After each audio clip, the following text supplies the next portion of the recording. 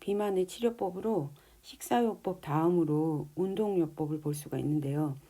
운동은 이제 기본적으로 신진대사를 효율적으로 유지를 시키면서 체중과 에너지를 균형 있게 조절을 해줄 수 있기 때문에 뭐 체중을 감소하는 것은 물론 또 감소된 체중을 유지하는 것에 효과가 있죠. 그래서 운동요법을 시행하실 때는 그 아동이 굉장히 오랫동안 즐길 수 있는 운동을 선택하시는 게 맞고요. 또 그 현재 신체 조건에 맞는 수준으로 시행을 하는 것이 맞습니다. 이제 그래야만이 사실은 체중을 감소하는 것만으로도 감소하기 위해서 식사요법도 하면서 운동요법을 하는 것 그 자체가 사실 뭐 심적으로 쉬운 일은 아니다 보니까 운동조차도 뭔가 즐기는 게 아니라 일단 전제가 체중 감량이라는 게 전제가 되다 보니까 이왕이면 좀 즐길 수 있는 재미있는 본인이 재미있어 하고 꾸준히 할 수 있는 것을 서로 좀 의논해서 선택해서 하는 게 훨씬 더 효과를 본다고 말할 수가 있죠. 그래서 뭐 유산소 운동이라든지 아니면 기본적인 일상생활 속에서 앉아있기보다는 움직이는 그런 활동량을 증가시켜 갈 수 있도록 도와주셔야 돼요. 그래서 여기 낮은 강도로 오래 운동하는 것이 체지방 감소에 더 효과적이라고 했어요. 하지만 이제 비만을 치료하기 위해서는 유산소 운동으로 달리기, 걷기, 자전거 타기, 수영, 요가, 스트레칭 이런 것들이 훨씬 권장한다.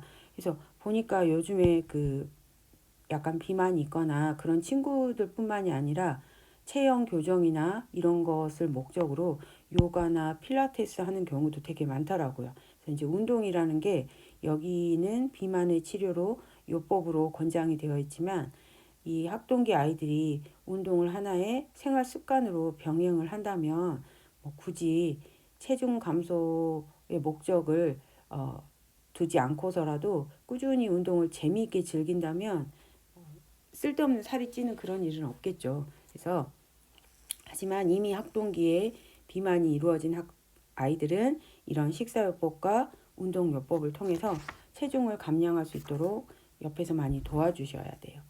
세 번째는 행동수정요법인데요.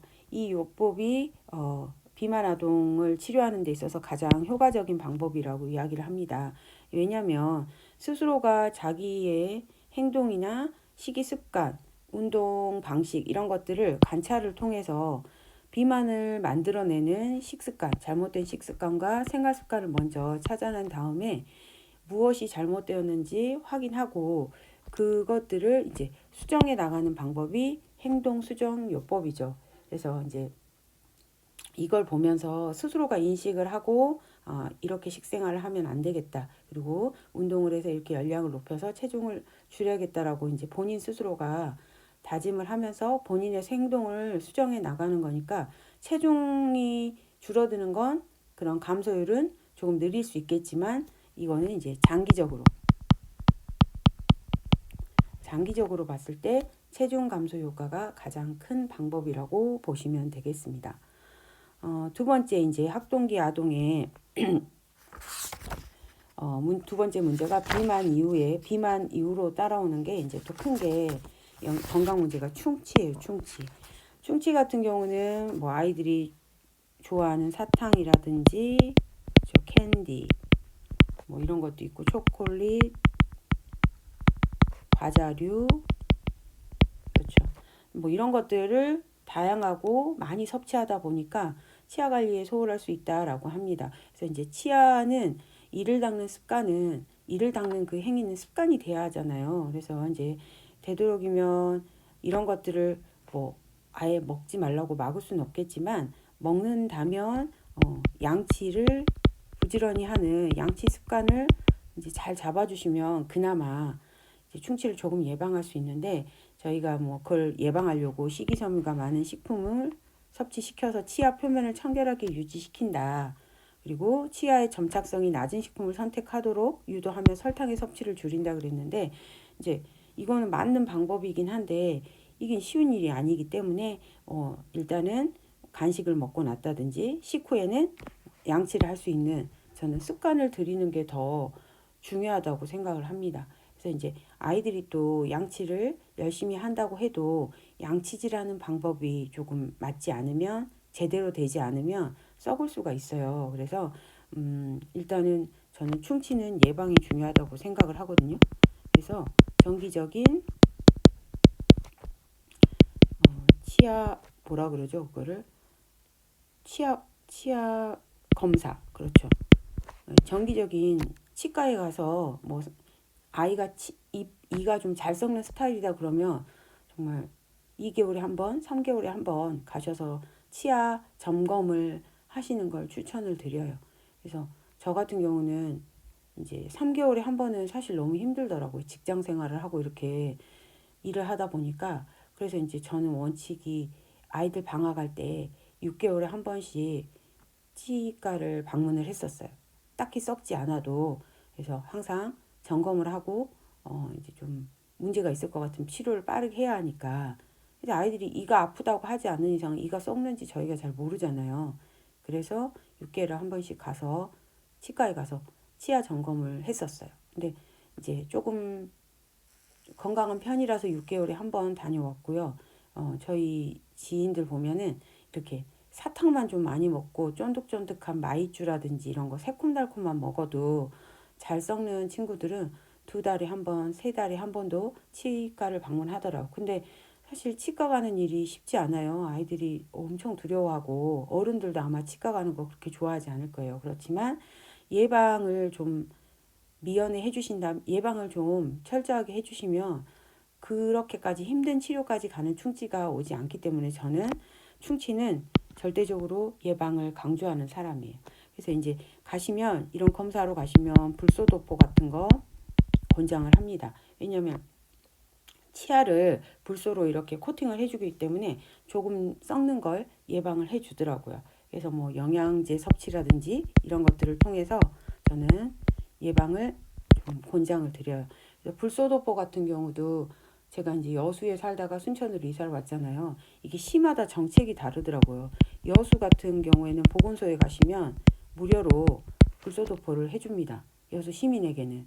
순천 같은 경우는 제가 이사 와서 알아봤더니 불소 용액을 주더라고요. 그래서 이 용액으로 가글을 하라고.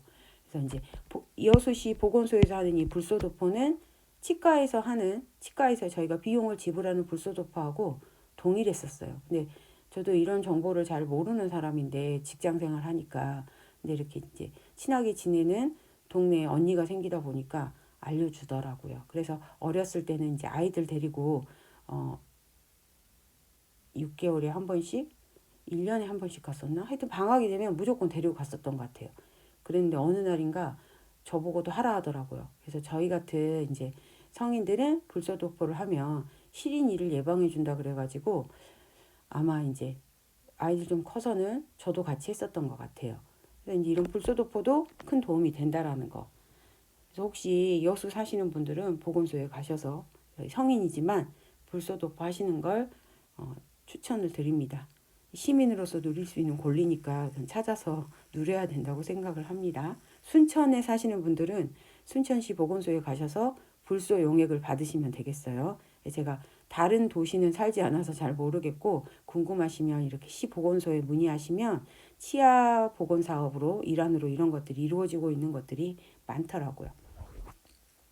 다음은 주의력 결핍 과잉 행동 장애인데요. 저희가 이렇게 말한다기보다는 ADHD라고 많이 들어보셨을 거예요. 그래서 최근 우리나라 학동기 아동들 가운데서도 발병이 증가하고 있는 추세고, 남자 어린이가 여자 아이보다 3에서 4배 정도 많이 발생을 한대요. 그래서 발생률이 전체로 봤을 때 0.3%인데 지금 현재 2018년 국민건강 통계 보시면 남자아이가 많고, 뭐 여자아이는 이제 이 당시에 자료로 보면은 0%로 나와 있네요. 그래서 이제 학동기 아동만 이거 조사한 겁니다. 근데 이제 이 ADHD는 중추신경계의 어떤 뚜렷한 증상 없이 행동장애와 이 학습장애를 유발하는 게 특징이죠. 그래서 이제 이런 친구들이 과잉 활동을 한다든지, 이제 특히 이거 집중력이 좀 결핍되는 양상을 보이고, 충동적인 행동, 또 이제 이러다 보니까 뭔가를 같이 하는 그런 부분에 있어서 부족함을 보이는 증세들이 나타나죠. 그래서 겨우 이제 거의 대부분 이 집중력이 조금 떨어지다 보니까 산만하고 또 침착하고 이런 부분들이 부족하고 또 교실 같은 데 있어서 쉬는 정해진 시간 안에 앉아서 교육을 받고 이런 부분에 대해서 되게 힘들어 하는 거죠. 그래서 이제 주로 7세 이전에 발병을 해서 최소 6개월 이상 증세가 지속되는 경우에 주의력 결핍, 가행 행동 장애로 진단을 한답니다. 그래서 이제 7세 이전에 아이가 뭔가 이런 활동적으로 산만하거나 충동적 행동을 갑자기 한다거나 이럴 경우에는 병원에 가서 이제 검사를 해 보시면 진단을 받으실 수가 있어요. 그런데 이제 이 부분은 내가 어떤 아이를 관찰했을 때 이런 행동을 보인다고 해서 내 아이가 아닌 이상은 아이가 좀 이상하다, 검사를 받아보시라 이런 말을 하기가 되게 어렵더라고요. 그러니까 할 수도 없고. 그래서 이런 부분은 이제 내 아이는 내가 관찰해서 하셔야 되고요. 또 요즘에는 보육교사나 우리 유치원 어린이집이나 유치원 교사 선생님들이 이제 다 교육을 받고 교사가 되신 분들이라 이런 증세가 관찰이 되거나 하면 학부모님들께 조심스럽게 의견을 말씀하시기도 하더라고요. 그럴 때는 그걸 무조건 부정적으로 받아들이기보다는 꼭 우리 아이가 지금 현재 ADHD라는 건 아무도 모르거든요. 의사가 진단하는 거니까. 그럴 때는 방치하기보다는 뭐 아닐 수도 있으니 한 번 정도는 검사를 받아보시는 게 맞다고 생각을 합니다. 그래서 이런 이제 부분들이 그래서 이제 저희 교재에 보시면 ADHD의 원인이 아까 아직 밝혀지지 않았다고 했잖아요. 그렇지만 주상기 합병증으로 인한 것도 있을 수 있고 유전적인 요인 또는 시기 요인, 환경적 요인, 대사적 요인 등으로 추측을 하고 있다고 합니다. 그래서 지금 현재 또 여기에 시기 요인으로 하나 추가를 하자면 뭐 여러 가지 뭐 살리실산 화합물이 들어간 살리실산염 화합물이나 식품 첨가물, 설탕, 카페인이 함유된 콜라, 커피 이런 것들로도 ADHD의 원인이 될 수 있다. 이런 것들을 이제 ADHD에 걸린 사람들의 어떤 조사나 평가를 통해서 그 사람들에게 영향을 미치는 것들을 이제 조금씩 찾아낸 거지 이게 딱 정말 이것이다라고 단정은 못 지으시더라고요. 다양한 요인들이 있다. 그리고 나비라든지 중금속에 오염되거나 아니면 이제 가정 환경의 어떤 변화, 부모님과의 감정 관계 이런 것들도 ADHD로 갈 수 있다라는 거. 그래서 이제 뭐 치료 방법으로는 약물 치료라든지 점에 행동 수정이라든지 심리요법 같은 거, 뭐 식사요법 이런 것들을 복합적으로 이용을 하고 있습니다. 그래서 이제 교재에 보시면 ADHD 치료에 사용되는 식사요법으로 인공 첨가물을 제한하는 페인골드식이라는 게 있어요.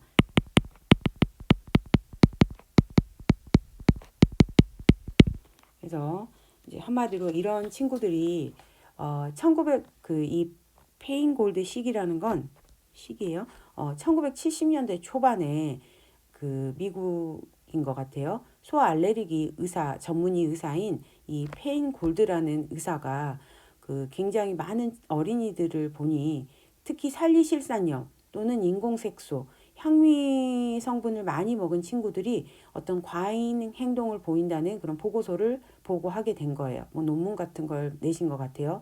그래서 이런 과잉 행동증의 유아들을 조사한 연구에서 이 사람들이 전체 식사를 이 파인골드 식사라고 해가지고 살리실산염, 인공색소, 아까 말한 향미성분, 식품 보존제 이런 것들을 다 빼고 이 추가로 어린이들에게 또 좋지 않은 또 다양한 특정 식품들을 제거했을 때 행동이 확실히 개선되는 긍정적인 효과를 보였다고 보고를 하신 거예요. 그래서 이제 그러다 보니까 ADHD 아동으로 이렇게 진단을 받게 되면 이 페인골드 시기를 추천을 합니다. 근데 이제 이런 성분을 제한한 식사가 사실은 또 정말 행동을 변화시켰느냐? 과잉행동증을 개선하는 어떤 정말 확실한 효과가 보였느냐라고 한다면 또 그렇게 확실하게 보인 건 아니래요. 이 다른 제가 파인골드 식사를 좀 찾아보니까 그러더라고요. 근데 이제 그 당시에는 1970년대다 보니까 조그만한 성과, 그나마 이제 의사로서 제시한 하나의 제안인 것 같아요. 그런데 저는 제가 학술대에서 본 걸 보고 이 페인골드 시기가 어느 정도 가능성은 있다라고 생각을 합니다. 그 부산에서 간 학회였는데 수업 시간에 이야기했던 것 같은데 이렇게 화면을 보여주셨는데 제가 봤을 땐 전혀 글자로 보이지 않는 거대한 낙서 같은 게 이렇게 있었어요. 뭐 정말 그랬거든요.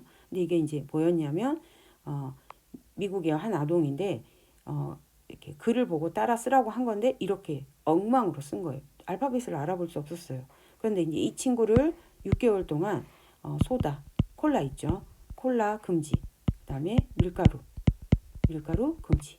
그다음에 가공식품 금지. 해가지고 6개월 동안 물을 먹이고 그다음에 프레시한 그런 채소 이런 것들 식사를 제공을 한 거예요. 그래서 최대한 우리가 생각하는 그런 식품 첨가물이 많이 들어간 그런 것들을 제한하고 요구르트라든지 그다음에 그죠. 뭐 이제 밥은 먹진 않겠지만 밥 대신에 먹을 수 있는 것들을 기존에 먹었던 피자, 햄버거 이런 것들을 제한했더니 6개월 후에 동일한 종이에 동일한 글을 쓰라고 했는데 이때는 저희가 이렇게 봐도 글을 알아볼 수 있게끔 글을 썼어요. 그러니까 이제 사실 이게 이 아이가 ADHD라고 말씀하시진 않았어요. 그런데 그 말씀하시는 와중에 이런 가공식품들이 가지고 있는 그런 것들의 내적인 것들이 아이의 어떤 집중력에 굉장히 영향을 미친다는 것을 이제 본인이 느끼셨다라고 이야기를 하더라고요. 그러니까 결국엔 이 페인골드 시기가 이런 맥락이 아닌가 싶어요. 이런 것들에 많이 노출된 아이들이 만약 ADHD라면 그런 것들을 최대한 제거한 식사를 제공함으로써 아이에게 조금만 더 안정감을 줄 수 있다면 그죠. 완벽하게 고쳐질 수는 없지만 집중력이 조금이라도 생긴다면 일상생활을 하는데 조금 도움이 되지 않을까라는 생각을 해봤어요. 그래서 이제 이 페인골드 시기라고 외국에서 제시한 그런 시기가 있습니다. 그래서 이제 교재에 나와 있어서 제가 조금 더 알아보고 설명드린 거예요. 그래서 그냥 알고 계시면 좋을 것 같아요. 그래서 이제 뭐 여기 우리 교재에 보면은 이러한 시기를 4주에서 6주 정도 실시한 후에 효과가 있으면 점차 과일과 채소도 첨가해 준다라고 했습니다. 근데 이제 아마 그 전에 ADHD로 판정받은 아이들의 식생활을 조사를 해보면 이런 가공식품이나 인공색소가 들어간 식품이 많았을 것으로 우리가 예견이 되잖아요. 이걸 제한한다는 건 이걸로 인해서 발현이 됐을 거라고 전제를 보고 시기 전향을 했을 것이고 또 그런 방법을 적용했을 때 아이들에게 조금이라도 변화가 있었기 때문에 이 방법을 이제 예전에 조금 썼던 것 같아요. 저도 공감하는 바이고요. 그래서 이제 이 시기에 아이들이 이런 장애도 가질 수 있다는 거 살펴봤고요. 그 다음 네 번째는 빈혈이에요. 빈혈에는 학동기에 가장 흔한 영양성 질병이래요. 그래서 가장 흔하다는 말은 사실은 좋은 게 아니잖아요. 국민건강통계 2018년 이 자료를 보시면 전체의 학동기 아동의 전체의 4.6%가 사실 빈혈을 앓고 있고요. 그중에 8.7%가 우리 여자들에게 여아들에게 지장을 줍니다. 왜냐면 이제 이때 빈혈은 사실은 성장을 위해서 철의 요구량이 증가하는 그런 시기인데 식사로부터의 어떤 철분을 충분히 섭취하기 어렵거나 또 하나 사춘기 여자의 경우에는 이 올경으로 인해서 혈액이 손실될 수 있죠. 그러다 보니까 남자보다 여자가 훨씬 더 빈혈에 노출될 확률이 큰 것 같아요. 그래서 이제 빈혈은 사실은 저희가 철 결핍이 더 진행이 돼서 몸속에 저장되어 있는 철이 고갈이 되면서 이제 그런 임상적인 증상을 나타내는 상태가 사실 빈혈이잖아요. 그래서 이제 이렇게 어지럽고 쓰러지고 이런 빈혈이 나타날 쯤이면 이미 이제 철이 요구하는 몸속에서 생리적인 기능은 이미 손상 상태라고 보셔야 돼요. 쓰러질 정도면. 그래서 어린이에게 이렇게 철이 결핍이 돼버리면 첫째 지적 발달 부분에도 상당히 영향을 줄 수가 있고요. 또 이제 몸이 이렇게 힘들면 학습 동기도 떨어지고 학습 의욕도 떨어져요. 또 뭐 공부뿐만이 아니라 면역적인 능력도 툭 떨어지다 보니까 자주 아프죠. 그래서 이때는 그 우리 학동기 아동의 철 영양 상태에 대해서 조금 좀 더 다른 영양소도 다 중요하지만 특별히 더 관심을 가져야 하는 게 철 영양 상태예요. 그래서 이제 우리가 빈혈을 예방을 하려면 뭐 여기 보시면 육류라든지 달걀, 도정하지 않은 곡류와 빵 종류, 녹황색 채소, 콩 이런 것들을 좀 많이 먹이라고 하잖아요. 근데 이거와 더불어서 이제 좀 더 이런 철의 흡수나 이런 걸 도와주기 위해서 같이 도움이 될 뭐 조혈 영양소인 단백질 또 뭐 비타민 B12 그렇죠. 엽산 또 비타민 C 이런 것들도 충분히 섭취할 수 있도록 조금 신경을 써 주셔야 됩니다. 아시겠죠? 그래서 이제 식품으로도 충분히 섭취를 시키는 것도 신경 써 주시면서 이런 부분까지 조금 신경을 써 주시면 아이들이 철로 인한 이런 빈혈은 유발시키지 않을 거라고 봅니다. 다음 변비인데요. 이제 변비 같은 경우는 뭐 학년이 높아질수록 앉아있는 시간들이 많아지고 움직이는 시간이 줄어들잖아요. 애들이 이제 한마디로 운동량이 좀 떨어지다 보니까 변비가 올 수도 있고 또 학업의 스트레스나 이런 것들 때문에 변비가 발생할 수 있다라고 보고 있어요. 그래서 이제 저희가 변비는 이완성과 경련성 변비로 나눌 수가 있는데 여기 PPT에는 경련성 변비에 대한 이야기가 나와 있어요. 경련성 변비 같은 경우는 뭐 예를 들어서 긴장이나 스트레스, 감정이 이제 조금 안 맞을 때 대장이 가민해져 가지고 경련성 수축을 일으켜 가지고 분변이 이렇게 이제 대장이 딱 수축을 일으키니까 분변이 잘 나오지 않는 통과가 어려워지는 경우가 경련성 변비입니다. 그래서 이제 대변이 염소똥 같은 게 나오는 거죠. 그래서 뭐 설사도 나올 수가 있어요. 이거 같은 경우는 카페인이나 탄닌이 많은 음료는 좀 피해 주시고요. 유화지방을 좀 적당히 섭취하는 것도 좋다라고 했어요. 그래서 되도록이면 경련성 변비를 가진 친구들은 체온과 음식의 온도를 비슷하게 만든 음식을 제공하시고 또 식이섬유가 적은 식품을 선택해서 대장을 너무 심하게 운동시키지 않도록 그래서 대장의 과도한 연동 운동으로 가능한 줄이는 것이 좋다. 지금 대장이 굉장히 수축되어 경직되어 있는데 자극을 주는 건 오히려 이제 도움이 되지 않는다라고 이야기하는 거예요. 그래서 또 교재 209페이지에 보시면 이완성 변비에 대해서 나와 있어요. 그래서 이제 이완성 변비도 흔한 형태의 변비인데 이제 그 결장벽이 가지고 있는 긴장감과 이완이 부족해서 연동 운동이 잘 안 되는 거예요. 그러다 보니까 장의 내용물이 그 장 속에 머물러 있죠. 그래서 오히려 변을 이렇게 뭔가가 그 배변의 자극이 배변이 이렇게 이루어져야 되는데 늦어지는 경우죠. 그래서 이제 이럴 경우에는 규칙적인 식사라든지